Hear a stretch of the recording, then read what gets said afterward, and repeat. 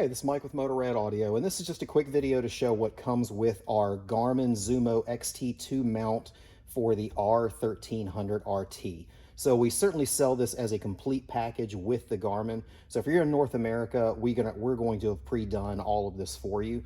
But if you want just the mount because you're international, these are the parts that are going to come with it. So you'll have the mount itself that's ready with tape and everything ready to go. You'll have a bag full of miscellaneous parts, some wire ties for keeping things clean. You'll have the BMW specific plug with the red and black wires coming out of it to hook to your existing Garmin wiring.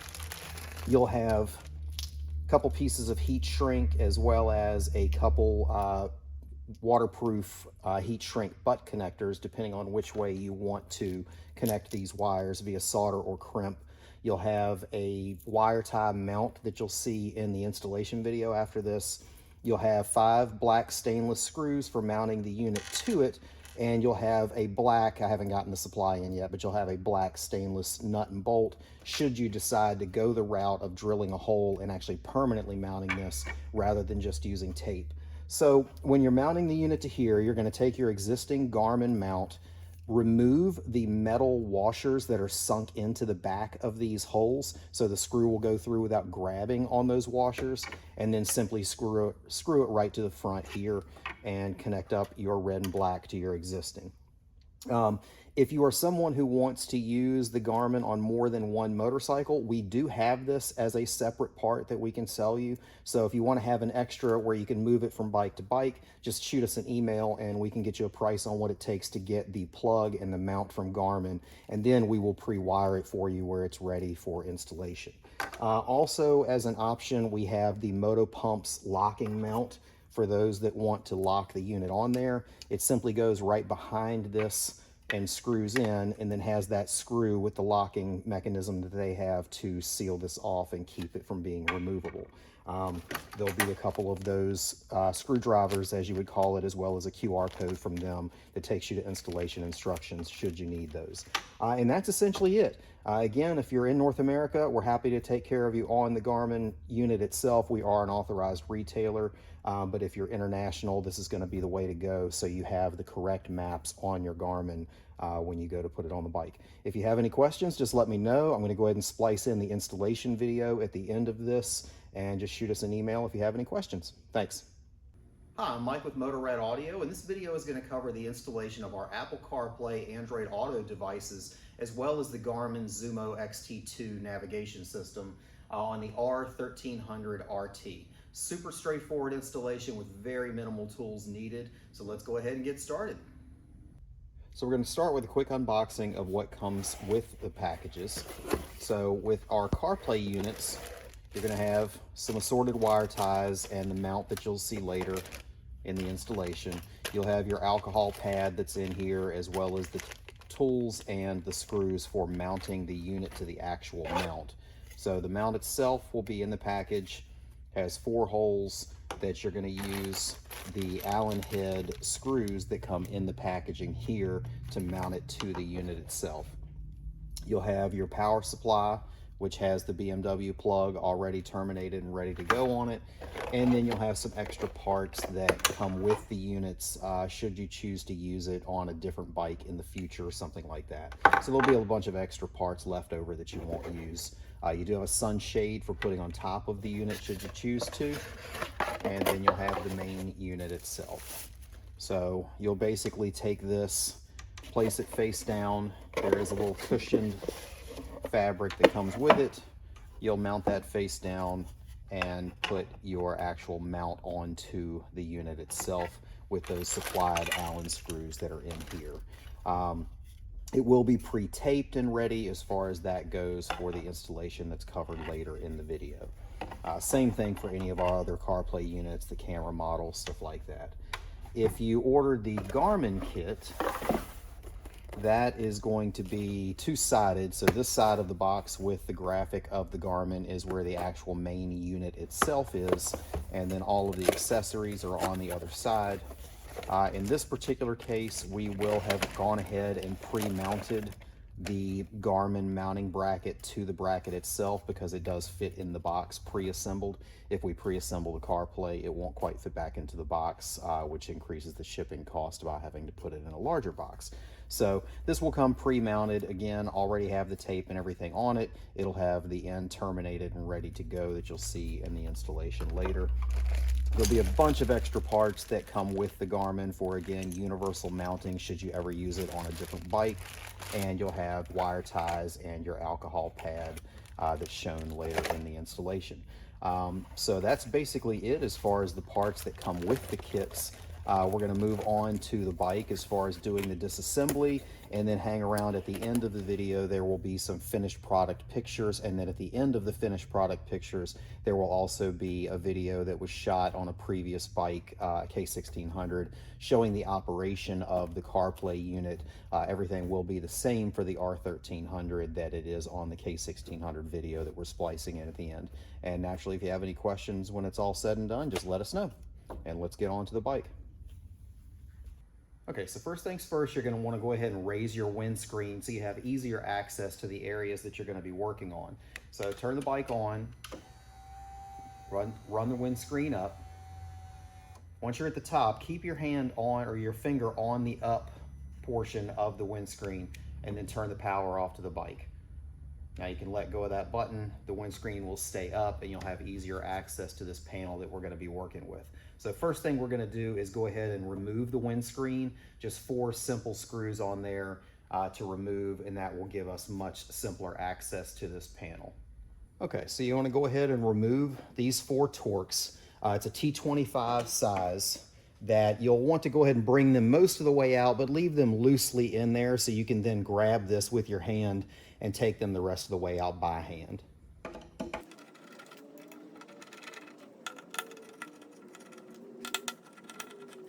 So once you have those loose enough that you can turn by hand, you're going to want to grab both pieces, because this metal piece behind, or the black panel behind it, is also a separate piece from the windshield.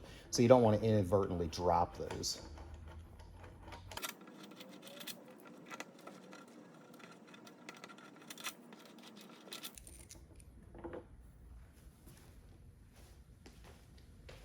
Okay, so now that we have that out of the way, you'll just want to grab the top of this plastic panel here and just pry gently up on it.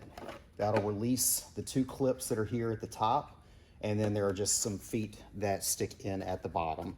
So that piece is down in there that way. So just pop up the top and pull it right out. This is going to be where your actual CarPlay or navigation piece are going to be mounting to, that we'll cover here in a second. So once you have this off, you'll see underneath here there is a black plug that is just terminated, plugged into a kind of a filler panel here. So it's not actually going anywhere. That's going to be your 3-pin navigation pre-wire from BMW that you're going to be connecting to. So you'll want to put a flathead screwdriver underneath this. Let me see if I can get you a closer view.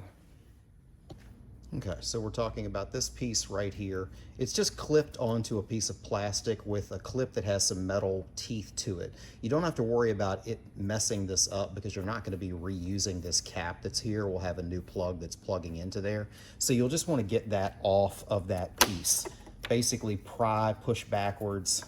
You see the teeth here that are digging into the plastic. If you can't get it by hand, just stick a flathead screwdriver under there and just pry that piece off. And then you'll be able to unplug that cap that they have here and plug the new plug directly into this plug here. Once you're actually done with installation, you'll be able to tuck all of your excess wires into this pocket right there, because there are no moving parts in this area, so it doesn't need to be mounted or anything. You certainly can wire tie them to this bundle here or something along those lines, just to keep things clean. There'll be a lot more involved if you're going to be installing the front and rear cameras with the CarPlay piece, just because you'll have a lot more cabling to contend with there, but you still have all of this empty space that is away from any moving parts related to the windscreen. So we'll get into the mounting of the unit on the top panel here, and then come back to this for the reinstallation. So now we're going to take the top panel that we removed and put our mount onto it. So this is just going to be double-sided taped on there. If you're worried about the double-sided tape not holding, even though it is quite strong, you could always tack a single screw with a washer right here. We will supply that with it for the people that don't mind putting a hole into this panel. But for those of you that would prefer to not do any modifications at all to it, that's how we're going to show this installation. So if you wanted to drill an 1/8-inch hole right here in the center and run the screw that we supply with a washer on it, that will clear on the other side and not interfere with anything on the bike itself. Same thing goes with the wire. You have options on the wire if you wanted to file a groove to give it a path to be a more clean installation where the wire disappears quicker. That's definitely an option that you could choose to do. In this particular case, we're going to route it down here where it will be away from where the mechanism of the windscreen goes up and down. We're going to bring it down to there and then affix it on the bottom side to make sure it stays put and doesn't move around. So the cable will be more exposed, but it is something where you're, again, not doing any modifications to this panel at all. For reference, we did call the dealer. This panel is around $80 US, so it's not a very expensive panel. Should you decide to go ahead and put some holes in it and make things a little more clean, you definitely can, and it won't be very expensive to replace later, and you see how easily it comes off. So in that case, though, we're going to remove the 3M tape that is on here. You'll probably need something, if you don't have good fingernails, to be able to get underneath here and remove those. And actually, I'm getting ahead of myself. We'll set this down. We're also including an alcohol prep pad, so you want to take something like this and clean this to make sure you're going to get maximum adhesion to it. So go ahead and clean the panel where you're going to be adhering that. And then on the back side of it here, we're going to be placing this wire tie mount right here to be able to give that wire something to anchor to. So you'll want to go ahead and clean underneath here. You can clean this weird paint off that they had from the factory. So that's nice and clean to be able to stick that on.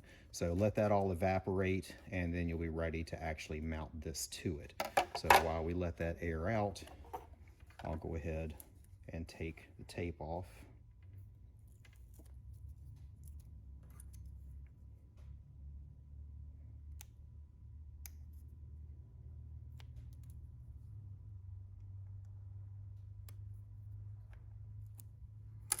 So we are ready to adhere that.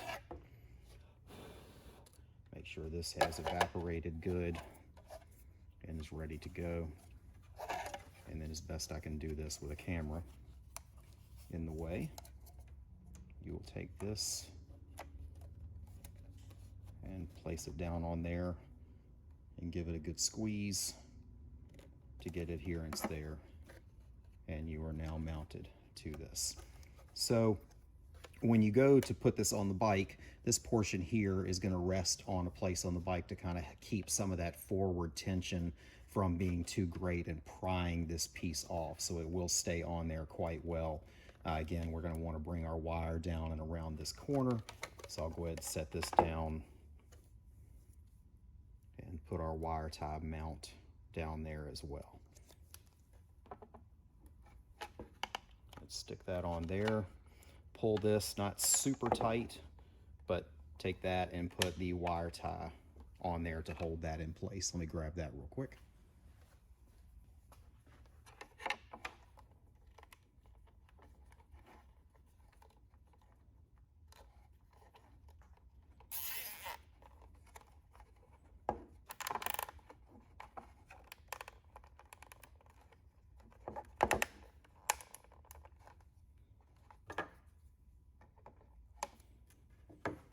So that doesn't need to be super tight or pulled super tight here, just snug to where this can't wander around this corner and get up here to where you ever have to worry about the windshield getting into it. Again, if you wanted to put a little groove or something somewhere around here to actually do that with a round file or something, you definitely can do that for a little bit more permanent modification, but definitely a much more clean look to the wiring just than what we're doing in this particular case. So now that you have that mounted, you'll have your adapter. In this case, if it's the Garmin, it's already going to be attached, so you won't have to do anything, but go ahead and mount our power supply here with our plug that's ready to plug into that plug that we accessed earlier, and simply plug this in and snap it back in.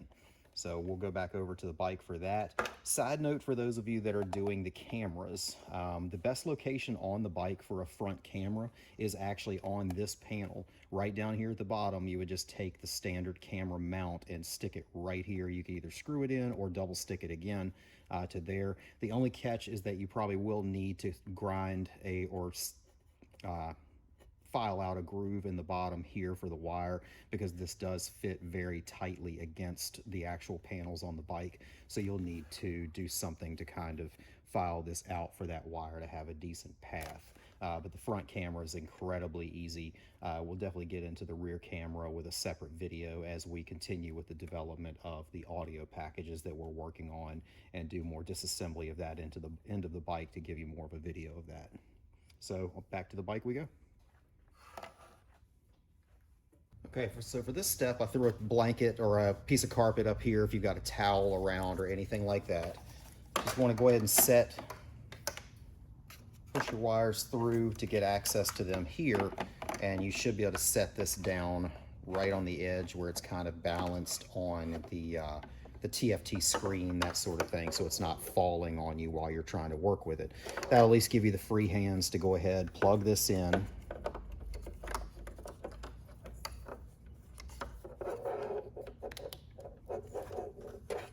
And then go ahead and bundle your wires up with a wire tie and tuck them up into here.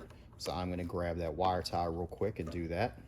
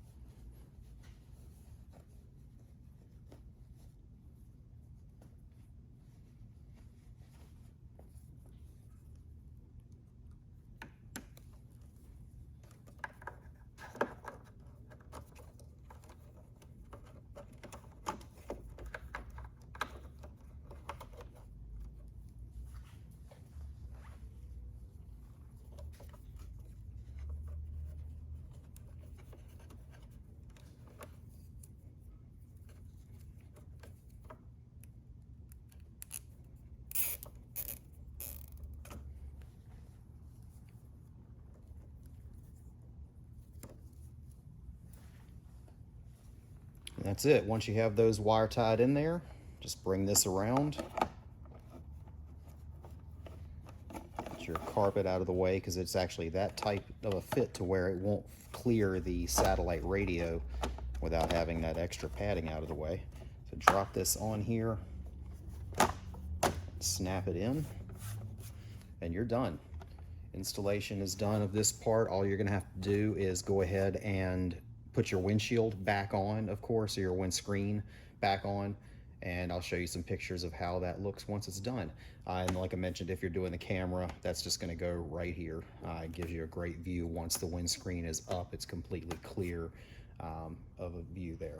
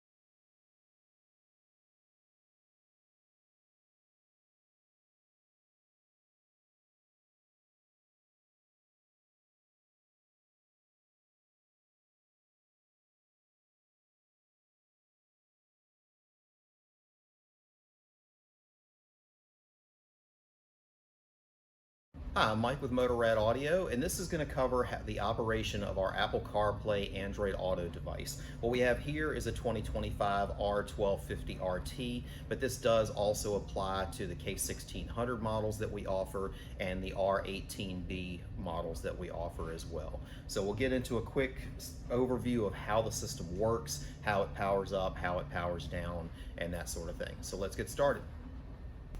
All right, so we're going to start with the bike off. Power it up. Everything's going to boot up normal speed as far as your screen here goes. This is going to boot up slightly faster, so it will connect to your phone a little bit quicker than this is connected to your phone. This will certainly stay connected the way it always has, so everything will still operate through the screen as normal, but you'll have the additional control. I'll pause for a quick second because it's going to boot the recording of my phone off when it finishes connecting.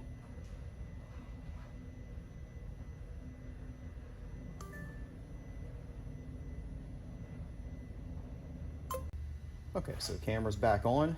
We have our CarPlay now connected. All normal CarPlay functions like you would have in any vehicle, split screen, navigation, music, everything that you would normally have with your CarPlay is all going to be available right from here. So you'll still be connected to the screen down here. We still have our music streaming to there that you can see. I can go to music here and get both displayed. I can hit next song on the Wonder Wheel and it'll jump right to the next song. Just like it always has on this screen and then also on the CarPlay piece. If you hit your home button here and then hit camera, if you got the camera model, that's going to give you access to your front and rear cameras. You can do front camera exclusively, rear camera exclusively, picture in picture like it shows here. Pretty much do whatever you like there. On the K1600s and the RT both, since you can't access the SD card because of the close proximity to the screen, there will be some magnets on there that will allow you to pop the screen loose and take the screws out to get at that micro SD card slot. If you want to go back to your CarPlay, just hit your home button, hit CarPlay, and you're back. Again, same thing with Android Auto, no difference there. If you have in-helmet audio, that is going to be exactly the same as it's always been. So same thing as this. It's going to continue to connect the same way it did before. It's just now going to give you a better display and better functionality to actually see what you're doing with the things from your phone that you are streaming into the helmet. Power is supplied by the cell phone charging portion of the bike on the RT and the K1600. So it's being powered off of the same exact circuit, plug and play that your cell phone would normally be connected to. So no modifications to the bike whatsoever when it comes to powering the unit. It is going to stay on for about a minute after turning the bike off. That is the normal charging port shut-off time.